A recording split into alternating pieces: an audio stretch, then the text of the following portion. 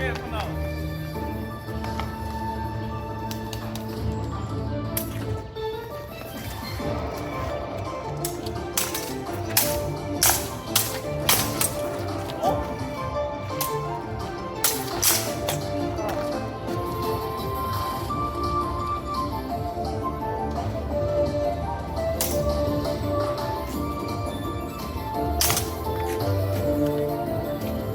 下一个，你刚才练。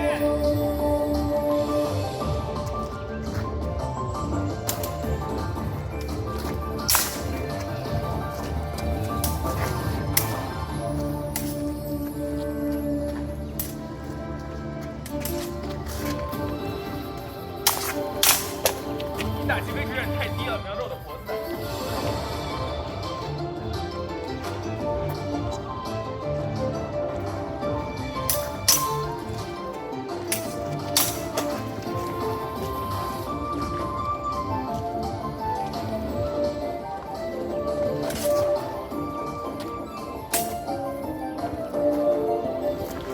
哎。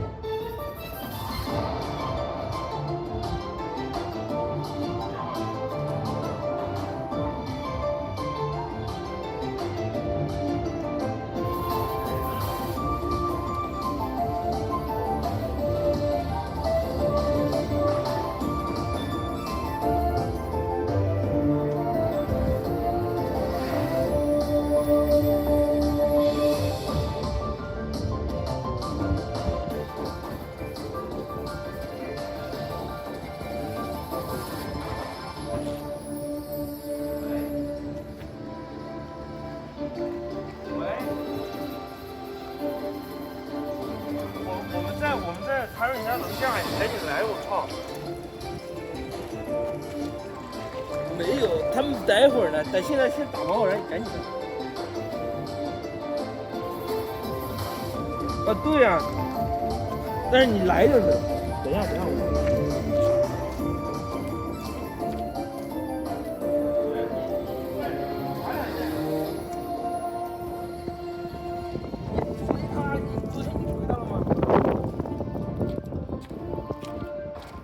昨天你锤他了吗？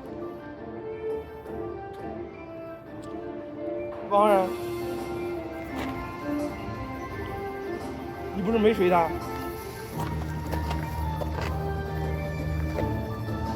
哎呀，那行吧，就在你家楼下。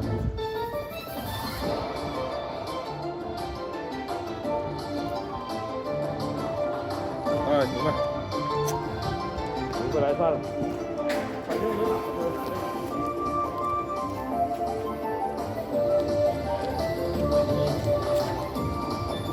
我待会儿来说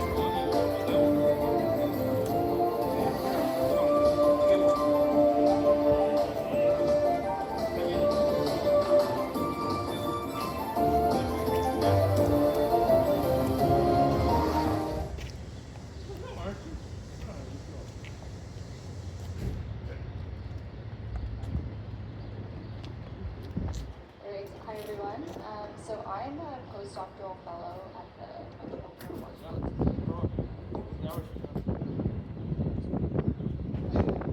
So I'm here today to talk a little bit about some electrophysiology research and how that can be used in cognitive neuroscience.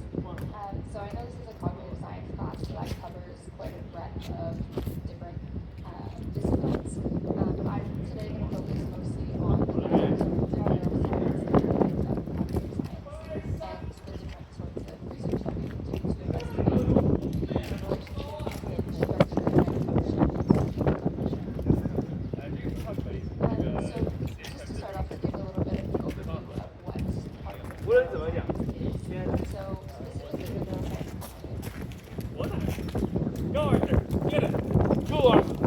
Just do what you did with me.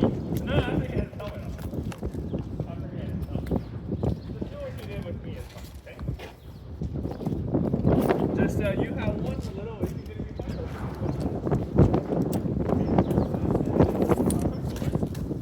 Right? If you are here, okay? Or if I defend it over here and you have an opening, just directly cut to me. Even if you hit, you're cutting to my sword. So it's opportunities like that where you can attack, block your opponent's sword, hit if you have an opening, or if they push you away. Yeah, push. Yeah, you're still defended. Okay?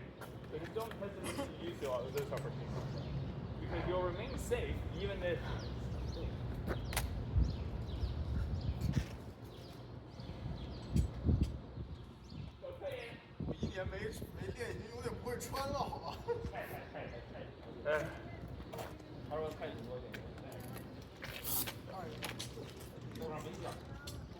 是啊，我没有，我穿的护裆，这个东西肯定是会穿的，好吧？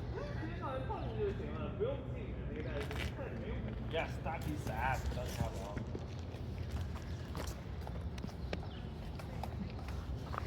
哎，小 baby，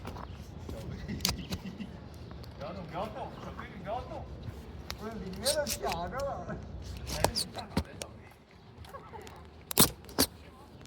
喝了3次。OK，啊，有。开始。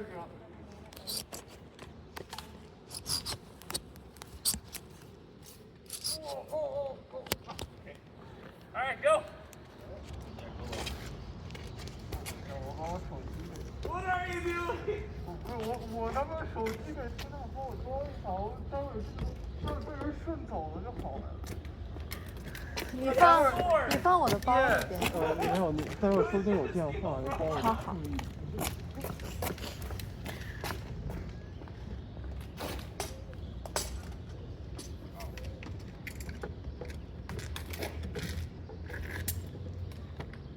你自己的剑呢？对，你自己的剑。我的剑。你自己的剑呢？我自己剑在楼上。杀！上来就用那个。我马上要买了。OK。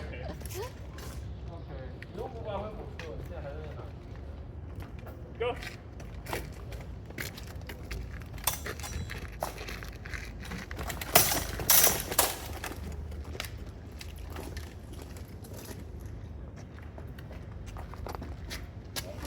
Science is focused on studying the biological basis of cognition.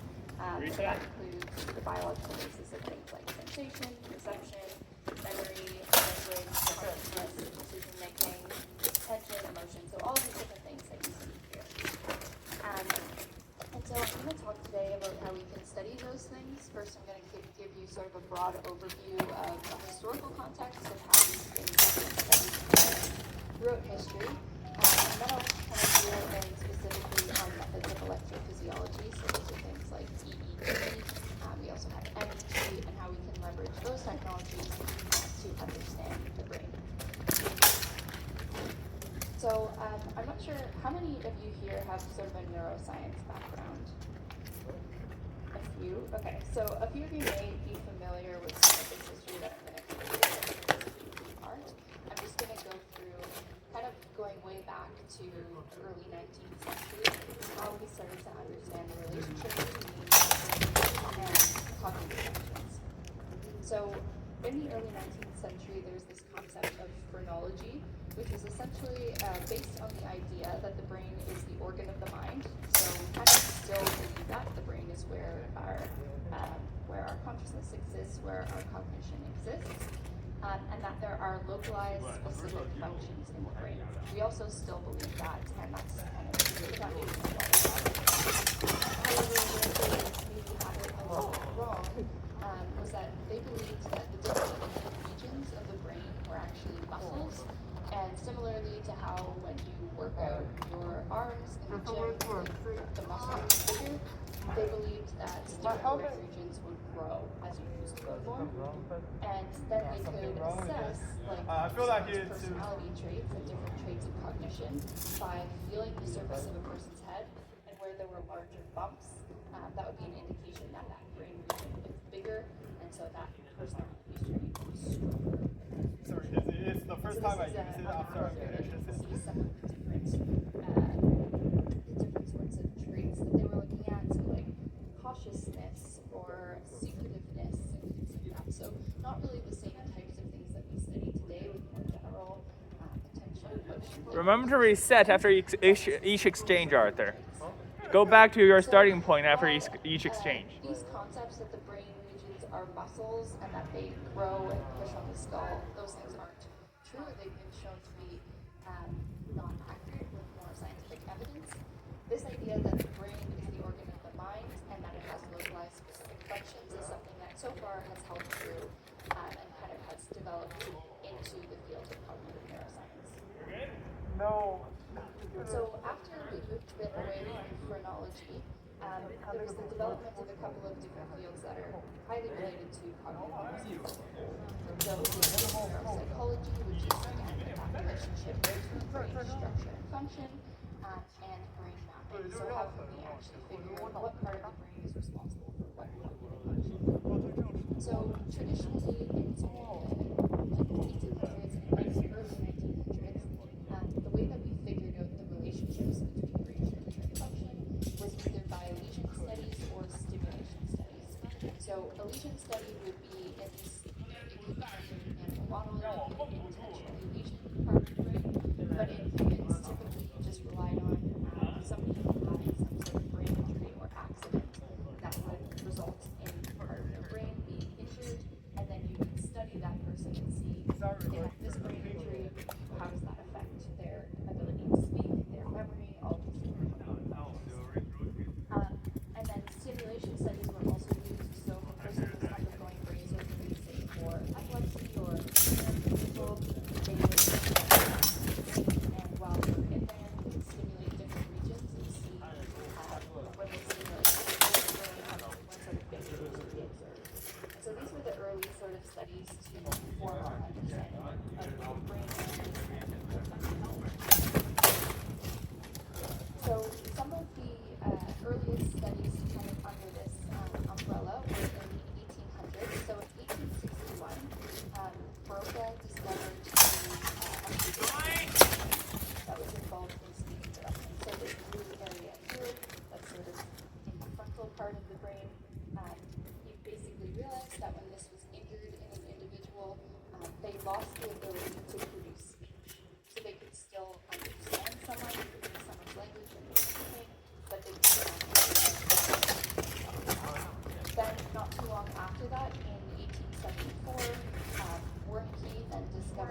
another area that's involved in speech, but instead it's involved in speech comprehension. So these people, if they had a brain injury to this more posterior temporal It's good that you have your own sword there, now. It's good that you have your own sword. was that they could speak, but the speech was nonsensical. Yeah. They couldn't understand. So this is sort of Going. Oh, yep. different parts of the brain and different language functions formed a lot of the basis of our psychology. That original concept of phrenology, that there is regional specificity of different brain functions, does seem to hold scientifically. And it also, interestingly, from a cognitive perspective, you see that even in one type of cognition, so here we're just talking about language, we have different regions that are doing different functions, and we see the interconnectedness of those regions to be able to produce speech, and also be able to produce speech that makes sense. So this is kind of some of the early studies.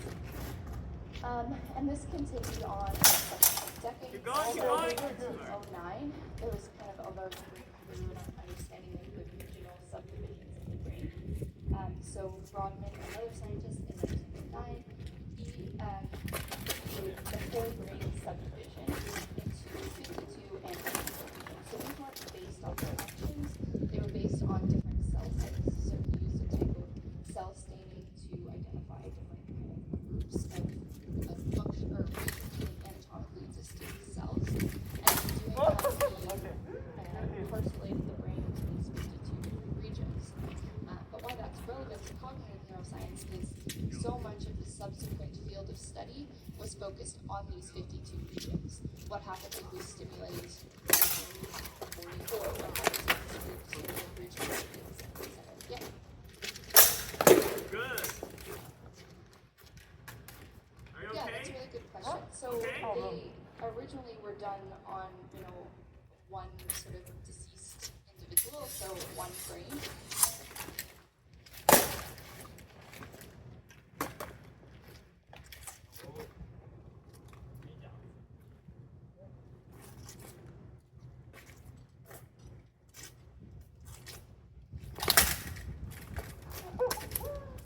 Stimulate region 44. What happens if you stimulate region 30, etc. Yep.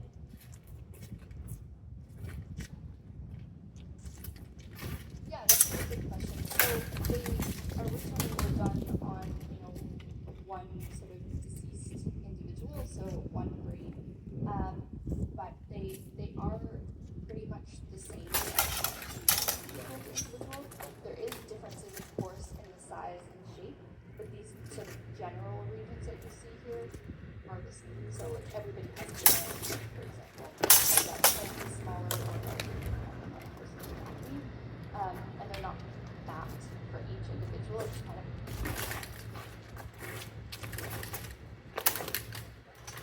Oh, sorry.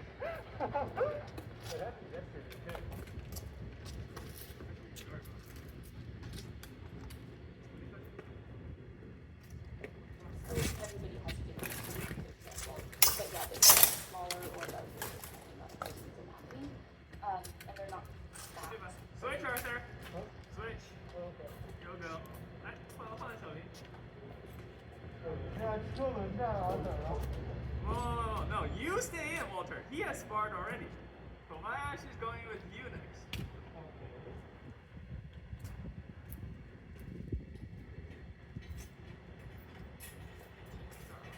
Electrical signaling, and that electrical signaling can be measured outside of the head.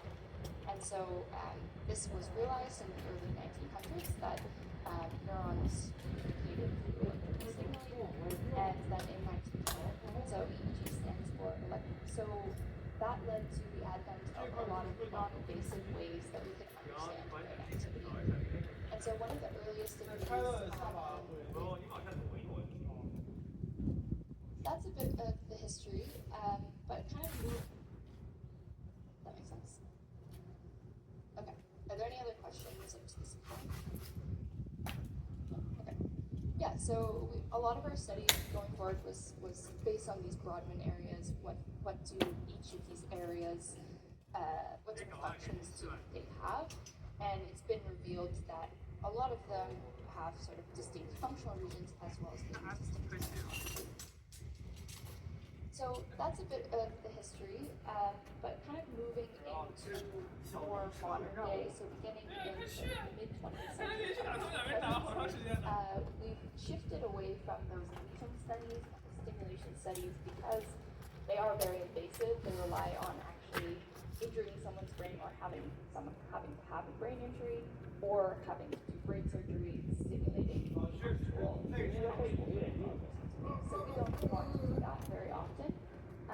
So that led to the advent of a lot of non-invasive ways that we can understand brain activity. And so one of the earliest of these is EEG. So EEG stands for electroencephalography. And I'm going to get into more detail. This is what the presentation is going to be. 小林每次打完之后 reset 不是 But essentially, it's based on the idea that all of the cells and neurons in our brain communicate through electrical signals, and that electrical signaling is and so this was realized in the 1900s that neurons communicated through electrical signaling, and then in 1924, Hans Berger was the first to teach for brain. So start to understand, and that really opens the door for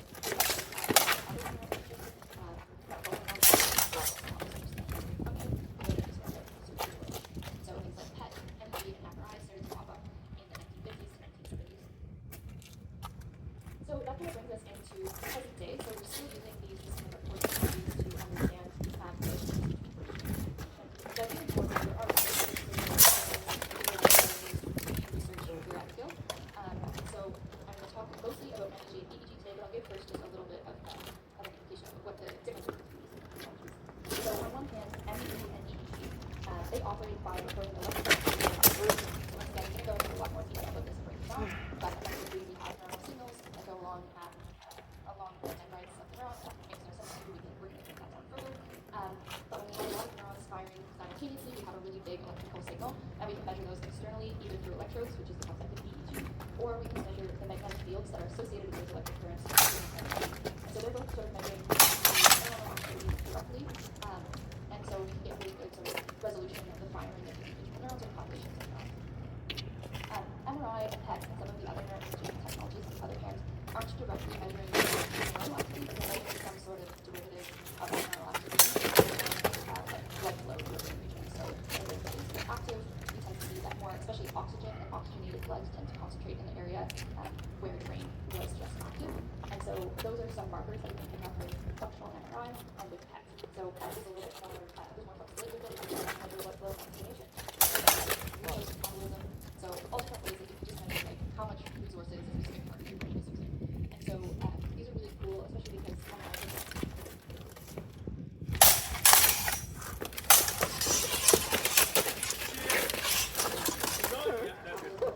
all different ways that you can just measure like how much resources a specific part of your brain is using. And so these are really cool, especially because MRI, for example, has such good spatial resolution. I'm sure you've all seen sort of a structural MRI before, and you can see a lot of detail about so because of that, we can see very specifically what part of the brain is active. But the sort of disadvantage of these technologies is because we're not directly measuring the neuronal activity, we're measuring some sort of proxy of it. The time scale is much slower, and it's a bit more recurring than the neuronal activity is. So we're really interested in then that's it. So yeah, there's pros and cons to each of these. But today I'm going to focus mostly on these two. So the what I might refer to as the electrophysiology methods because they're measuring electrical activity. And these are the spaces that a lot of my research is in. So I'll start off by breaking down what we're measuring from the brain, the different technologies and how they measure. And then here, as a physiological research or what the signals are that we're reporting. The current technology is EEG and MEG, but also there's kind of a newer technology that's a stem technology sort of that I'm going to talk about a bit. And then I'll go over different ways that we can look at this. 你不要总是把针贴在别人身上，你要么要抓看拖一下，要么要回旋打一下。你说对，所以我换一下了。一字儿，你他妈鞋子儿啊！谁让我说你啊？我一直没有换啊。你换鞋是吧？你真的是，我穿 winter boots 你咋你信不信？快去！那我跟这俩打。对，你还是要主动走这个口口，你可以把这个内衬也往下调一调，不让它。我因为我拉链都开了，我这个学的拉链都。哎呦，太细了，太细了。All right, I'm gonna go in, get up the hill. All right. Get a clean hit on me, go in, okay? Yeah.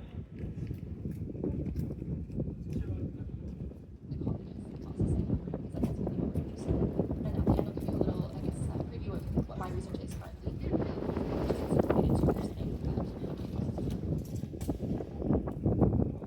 Okay, so starting off from sort of the most basic unit of what we're recording here, we're recording electrical communication between neurons. So this is the anatomy of a neuron. We have a cell body up here. There's this long axon, and then that axon sort of branches off, and we have these little axon terminals which connect to what we call the dendrites of the next neuron, which has a cell body, and then so on. So this architecture kind of really helps the interconnectedness and the like hyper-connected structure of the brain. So because we have all of these branches off of the cell bodies, and then we have all of these dendritic branches, and then we have all of these different branches off of the axons, we can have millions of different connections between millions of different neurons, and we can create a really sort of intricate structure that makes up our brain. Go again. So I want to talk about two different ways that these neurons sort of generate electrical signals and how we're actually recording those and what that is. So the first type, you may be familiar with this, but these are action potentials. So the idea here is that when a neuron is going to send a signal to the next neuron, so it wants to basically pass on some sort of signal from one cell body onto the next cell body, it initiates this really fast electrical depolarization of the blood brain, and it sort of sharply goes from this sort of stable state to the membrane being highly depolarized, repolarized, and then back to baseline. So I don't think that this is really a physics class or biophysics class, so we don't need to go into the specifics of that. But the idea is that we have these really fast-acting electrical signals that propagate from one neuron and down this long axon so that it can be So this is kind of when you think of like a neuron firing, that's what's happening, is there's this really split-second electrical signal. King up the hill. The other type of communication that we have is sort of a slower type of electrical communication, and this happens as what we call the synapses. So this is the axon terminals of the incoming neuron, and then the dendrites that we have going through. And it, Go. You may be familiar with electrical signals. Bodies. 你需要打出一个干净的一击，才会去控制。 Like hyper-connected structure of the brain. So because this is the anatomy of a neuron. We have a cell body up here. There's this long axon, and then that axon sort of branches off, and we have these little axon terminals which connect to what we call the dendrites of the next neuron, which has a cell body, and then so on. So this architecture kind of really helps the interconnectedness and the like hyper-connected structure of the brain. So because we have all of these branches of the cell bodies, and then all of these, which are the dendritic branches, and then all of these different branches of the axons, we can have millions of different connections between millions of different neurons. Where are you going, by the way? A really sort of intricate structure that makes up our brain. So. Huh? Oh, okay. Okay. Go, go, go.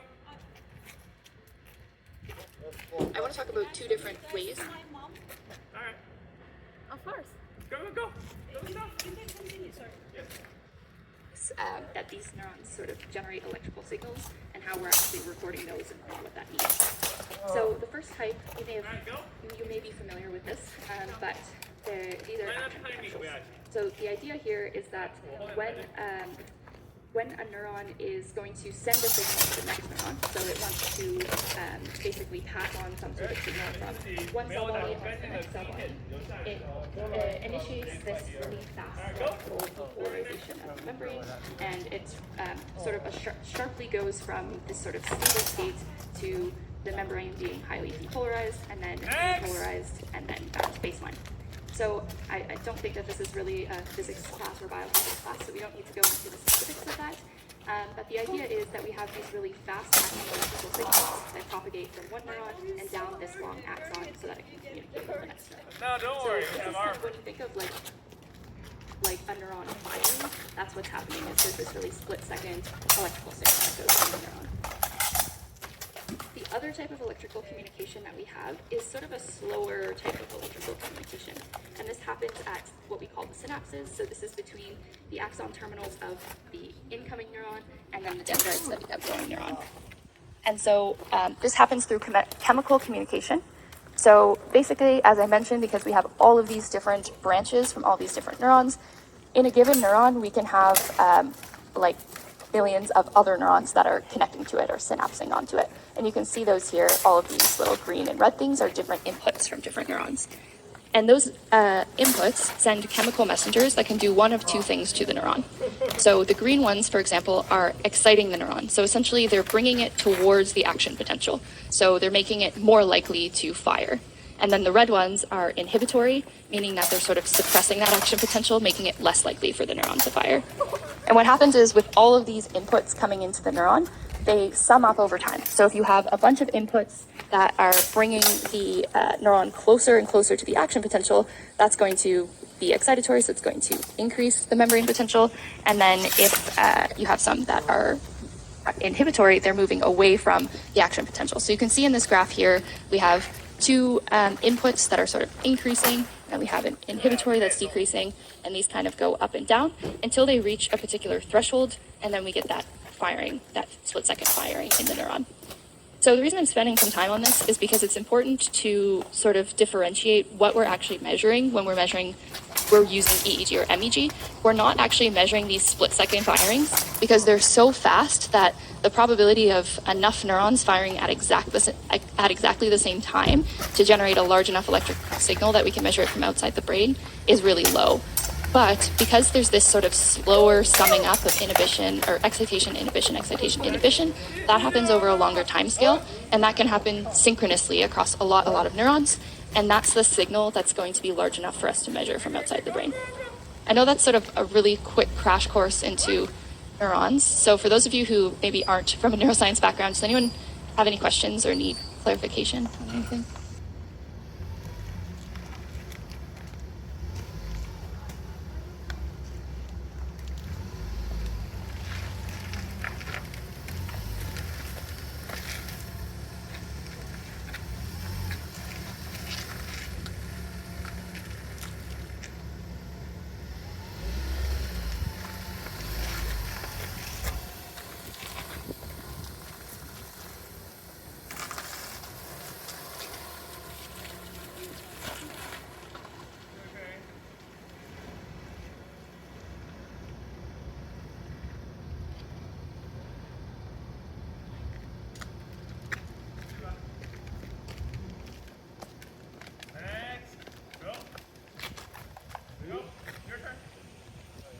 Okay, can you give me a thumbs up if that makes sense?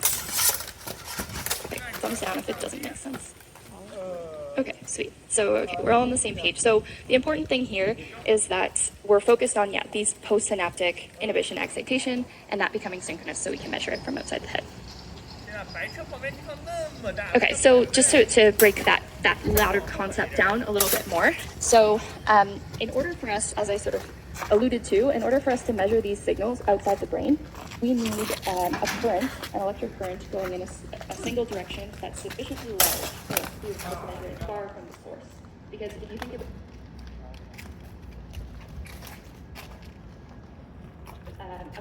additional excitation, and that becomes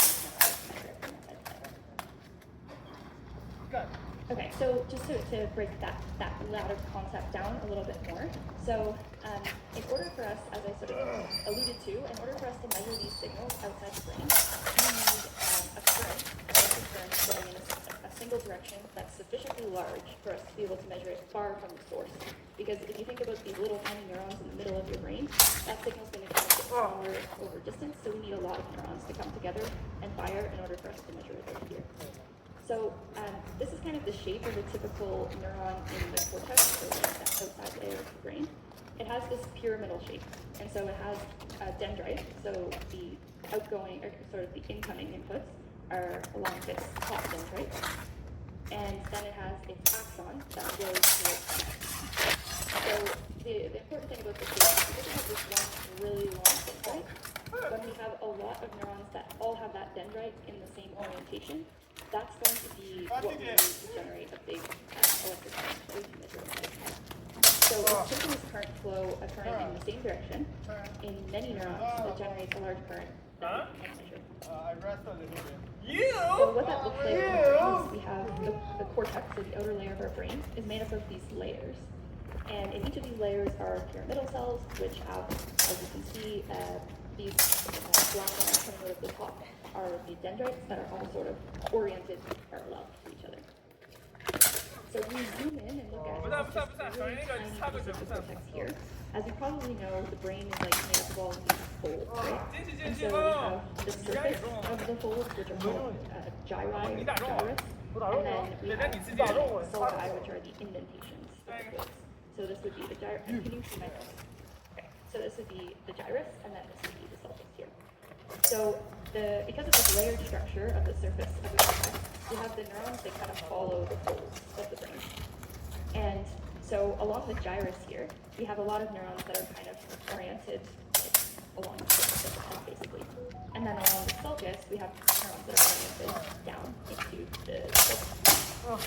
So what that means is when we have a lot of neurons on the gyrus, for example, we're going to have a big electric current that's going in and out of the head, essentially. And then when we have a lot of neurons lined up along the sulcus, we have a big current that's going sort of tangentially to the surface of the head. So which of these two populations of neurons do you think is going to generate a signal that we can measure with EEG? Yes, exactly. So EEG is going to be sensitive to these populations of neurons because that's the one that has the current that's going So the reason why I'm spending so much time on this is because it's kind of what's going to differentiate EEG from MEG. So, like we just saw, EEG, or what we just said, EEG measures the voltage that's associated with electric currents from neurons in the brain, and it's sensitive to orthogony oriented neurons, so these ones that are going in and out. MEG, on the other hand, is a little bit different because instead of measuring that electric current through voltage directly, it's instead measuring the magnetic field that's associated with the electric current. So if we have an electric current that's going in this direction, how many of you have taken? Okay. So one of the sort of basic rules of physics in electromagnetism is every electric current has a magnetic field that matches according to the right-hand rule. So if I hold up your right thumb, the direction that your fingers curl around your right thumb, that's the direction that everything is. That's true for everything. So the electricity in our power lines, everything, every electric current is also producing a magnetic field, and it's all in that direction. And this is the principle that the technology of MEG is completely based off of. It's based off of the fact that we know neurons in the brain are creating big electric currents, and we also know that because of that, there's a magnetic field, so we can measure either the electric current or the magnetic field. And I'll talk about in a second why we measure the magnetic field. But because of that, what it means is the neurons, the electric currents created by the neurons in the brain, are also going to have magnetic fields that wrap around them like this. I saw pictures of you on your So in this case, which population of neurons would MEG be sensitive to? Okay. You showed me, it was really cute. Yeah, exactly. So the ones that are kind of like this tangentially. Oh, not so and they create, because they create a magnetic field that comes up and over the head like this. So we're just basically looking for the signal that's happening out of the head to measure it. Oh. So MEG, yeah, is sensitive to these tangential oriented neurons. Okay. So before I get into that, why, if EEG, we invented EEG in 1924, and we can measure this population of neurons, but not this population, why would we bother with doing a much more complicated technology, which is MEG, to measure the magnetic field when that also is not So the main reason for this is because EEG, basically, electric currents in general are really sensitive to the conductive properties of whatever they're trying to do. So the brain itself, the cortex, and the brain tissue You're actually right. Because I'm half like but as my soon mom as or it hits something. the skull and the scalp, they're insulated. So what that means is we have a signal that's not really well enough to the skull, it's it kind like of the slows West. down and it spreads out and it gets those It's like attenuated really strange. facial signals. Do you So the have signal to recorded I well, also, yeah, well, the other it thing is is a direct measure of the electrical properties of the neuron. But I mean, It's really hard for I'm us just, to I don't know. estimate I just which usually say neurons or Middle where those Eastern. neurons are in the brain Like when I want to that are confuse generating people, signals I'm because we like, have how much yeah, I'm of this half is Asian, half happening. African. But the problem when we put People an usually electrode look at me directly in the brain, like they what do you mean? but it's But a yeah, problem I got when the confused. electrode's outside of the skull itself. it's understandable. Okay, so you That's have the Asian difference is that but you magnetic have fields don't also have the same properties.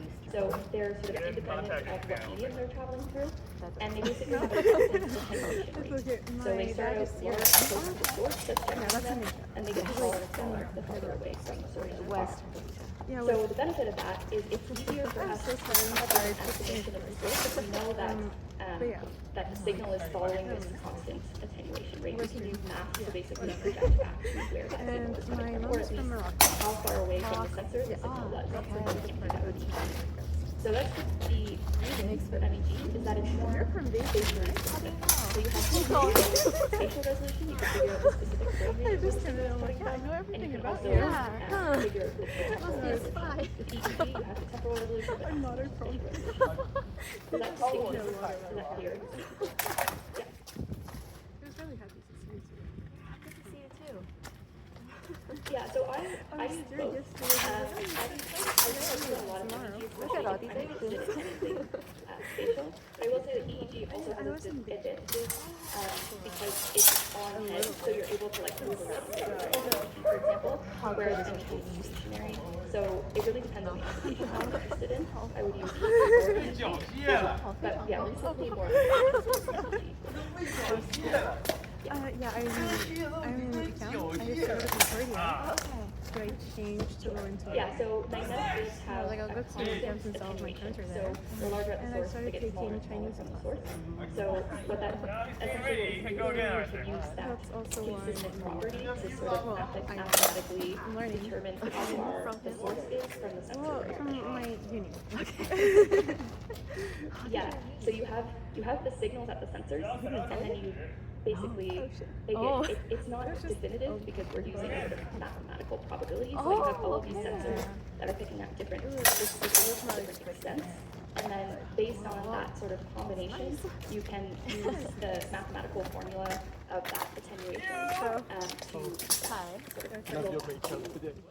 the best estimate of where that signal is generated. And the reason you can do that with EEG as well. However, there's a lot more error because we don't have the constant attenuation rate. We have fast propagation and then all of a sudden slow at the skull. Yeah, I So don't it's have more difficult to Well, I mean, just mathematically determine a determine little a bit. potential source. It pretends like there's foundation. 给这样 S 没有拆。 Yeah, so the current propagate, so electric propagation is Good. very clearly like it doesn't attenuate, it's pretty fast when it's in the brain, and then it attenuates a lot as it comes out spatially. So it basically is just not well transmitted. So we record a signal, but 哎，这样，看到没？ where the signal 哎，这样，看到没？哎，对，这样我就死。 any other yeah. Après le soleil, You're next. Yes. Go back off a bit. se couche. Some down. Sunset. Okay, so now we'll go into EEG of energy a little bit more. So EEG, this is what it looks like. So you typically in research, it's in a cap. Sometimes clinically, if it's used, the other than cap form. But the benefit of it is that it has a flexible electrode placement, so you can put electrodes wherever you're interested in. So if you know you're interested in signals coming from the top of the head, which is where the motor cortex is, you're interested in related brain signals, maybe you put a electrode here, or maybe you want the whole head coverage, but we can move them around kind of in different densities and stuff like that. I'm just a And it's also, it has really high temporal resolution. What I mean by that is you get these rapid millisecond time scales. Oh, okay. And you I wanted to do international. 这个是不一样的建筑，这是侧角来的。 are changing very, very rapidly. 这个就要这样。So it's a pretty simple setup. Again, it was Okay, so our you've got first to the sort other of side attempt at model. recording brain activity, and we still use it, so it's I good. wanted to do But there's, I guess there's been some Because I to it. started taking Chinese classes and I was So this is what an MEG system looks like. This is a lot less common. This is not the exact ones that we have at the Neuro, but we have a different brand, I guess. And so these are all I'm good. whole head sensor arrays. So If rather better than the electrodes with EEG being Because I directly still on would the like head, to go back we to have the this practices. helmet that's made up of these little magnetic sensing chips. And so you just kind of sit in this seat, and it almost looks like a hair dryer that you might have at the one side is the helmet, but we're getting we're recording signals from all over the head. So the reason that MEG is like this and it's not like sensors directly on the head is because we have to use really sensitive magnetic sensors in order to detect the really small magnetic field fluctuations that are coming from the brain. So, like I mentioned previously, every single electric signal in our environment is creating a huge magnetic field that's wrapping around it. About the started last year, but then So there's a lot of magnetic noise, and the magnetic fields a from our little brain bit. are way smaller than all those other sources of magnetic fields. So because of that, the sensors that we use to detect those tiny magnetic fields have to be superconducting. So essentially have zero resistance and make them highly sensitive to the magnetic field. And in order for them to be superconducting, they have to operate at a really cold temperature, like close to 0 Kelvin. And one of the elements that's liquid at really low temperatures is helium. So this huge part on the top here, that is just a giant part of liquid helium that's keeping the sensors really cold so that they can receive those magnetic field fluctuations. So even though the sensors themselves are just really designed I didn't specify. I thought it was like Whoa, okay. Okay, I'll make space for you. Yeah, so it's not quite so Okay. because MRI, Let us you know. can get the same spatial resolution as you can with structural MRI, which is like usually 2-3 millimeter voxels. In the case of MEG, it's usually around 1 centimeter resolution. It's not. And that's just because we don't actually have any information built in MEG. We just have the information from the sensors. And all of our source estimations are approximations based on like complex math, essentially. Yeah. Oh wow. Oh my god. So much for MEG has, practicing. I would say, good temporal resolution, so pretty much on par with EEG. Did you try And it has good spatial resolution, but again, not as good as. I don't have a Chinese driver's license. Did you? So I guess stationary system. Absolutely not. Crazy. Oh my god, listen. Partly because we can't move around. We were can't, there, like, right? And we there's a were lot of tasks, taking- natural type tasks that we can't do in Oh, a stationary setting. Okay. And with EEG, we can do those natural tasks. We can I move got around, car sick. talk and all those things. I never get car But sick. that stationary MEG system can't. There? We also have the problem of the helmet being It was one size fits crazy. all. They So were if you going put, say, so a little fast and kid then in that stopping station, all of in a this sudden. stationary MEG helmet, And there's going to be a lot of swerving space on everywhere. sensors. And the farther the sensors away are away from the head, And, the less like, sensitivity to the signal we're going to At get the because middle, of that attenuation I had to distance. go get like medicine. So recently, car sick? Yeah. just within the It last, was say, that bad. 6-7 years, it's kind of a new technology that's emerged. That's also MEG, so it's based on the same principle of magnetic field from the brain. But they developed a different way to And the sense last these signals that doesn't involve when you the wanted liquid to helium, flex the the airport. superconductors, so we don't need this huge bath of liquid helium above a person's head. My And so friends these are in called laws were optically there. pumped magnetometers, and So they're they these little called taxi for us, tiny, and but then we like took their but car this big, because we had 4 luggages. sensors that you can put in directly got on that car. the head. And there's this That's little how we were in. It was like a cell, little group. a vapor cell here, made up of a certain We get it. amount. He starts driving I don't know if immediately. you're He's familiar like, with how MRI works. Is anyone familiar with how MRI works? A couple nods. Okay. So MRI applies a big magnetic field to your body, and it oh basically no. overrides He all started the driving. hydrogen I put it on immediately.